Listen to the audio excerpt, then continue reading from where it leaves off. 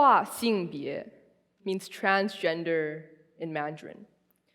The first time I heard this word was at a dinner party. I was 11, eating sunflower seeds at the dinner table while the adults were talking. I was used to drowning out their conversation and wasn't interested in politics. They usually discussed Chinese foreign affairs, but the mood soon changed when an auntie of mine brought up the topic of trans women and bathrooms. 强奸犯进到女生的厕所里. Around the table, faces soured as they frowned with disgust over how women they viewed as men could ever enter private women's spaces. I started to listen. They called them rapists. My hands fidgeted restlessly over my own discomfort at hearing this discussion. I knew so little about these new words and ideas, but felt enraged that at the time, my parents agreed with them. It's funny how a few years later, after I discovered my discomfort in feminine things like wearing a tight qipao dress, one of those Chinese dresses with a tight collar and floral pattern, putting my hair up high in a ponytail, and presenting myself as traditionally feminine wasn't just a coincidence. I came to the realization that I am transgender.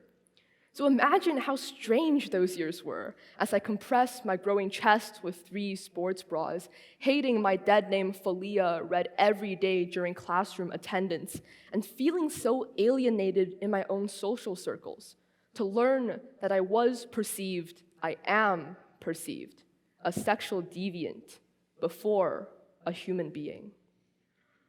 跨性别 literally translates as to cross gender.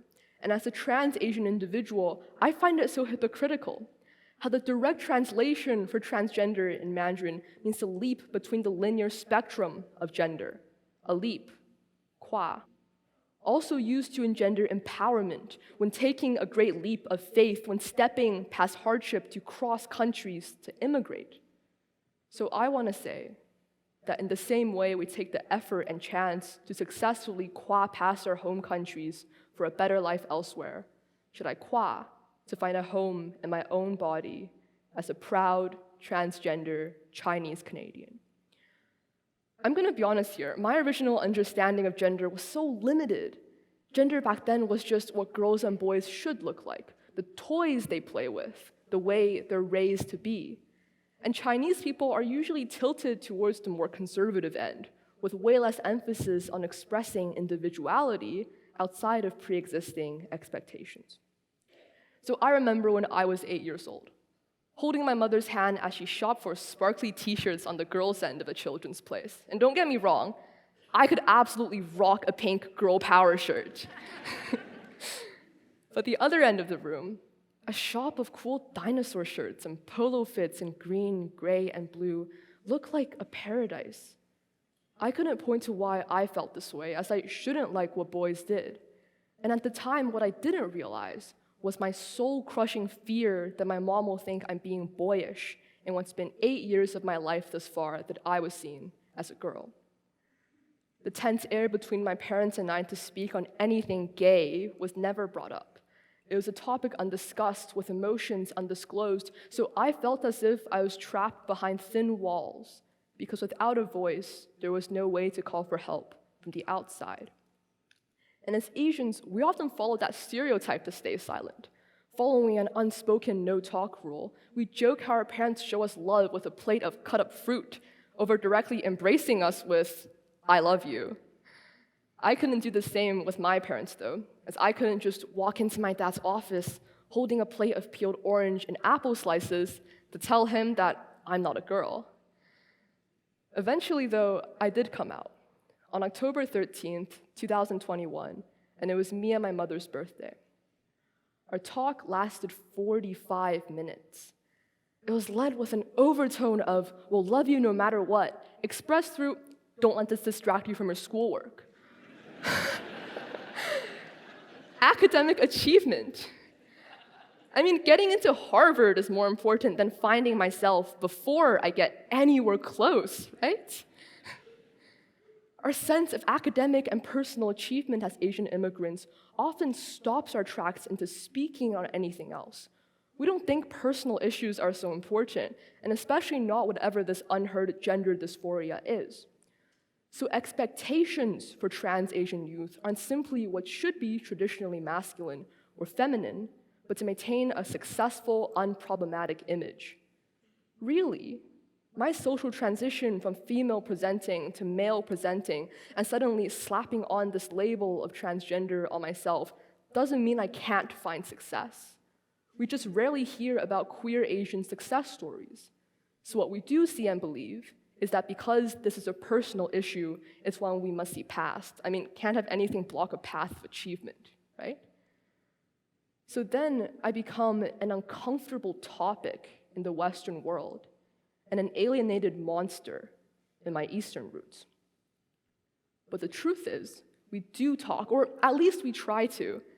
But in many immigrant families, adult figures often see anything new and progressive as brainwashing tactics from the West.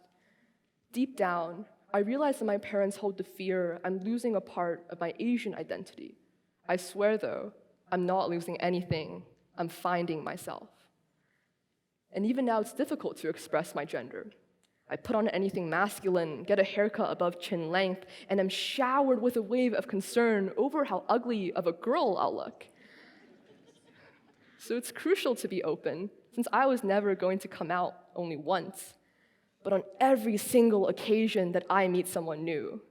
With every new handshake, I could only hope I don't get an almost insulted face at the fact that my name is Fin Lu, and I use he, they pronouns. In front of my parents, I don't say gender is a part of it. How I express myself is just what I prefer, with no bearing on my identity. And of course, my parents aren't perfect. They're still building new paths of understanding, building new bridges of connection. So let's start breaking down these walls that stop us from speaking, that force trans Asian youth into a small corner of identity not so niche. We just don't see, and more importantly, hear enough of us. Not only am I proudly Chinese, I'm also proudly a transgender male, so let's look past that corrupted image to speak. We are Asian and human, and trans and human, and have parts to ourselves that are unique and imperfect, queer and perfectly us. It's not so frightening when queer Asian identities flourish in a Western world, where they already face plenty of other issues like racial discrimination. What's frightening is how lost people become, and what should be supported is twisted into conditional love.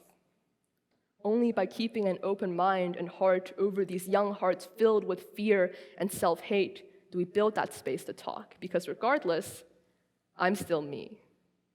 Even if I've not Philia, I resided as a part of her previously as a boy's shadow and prisoner to my own body and mind.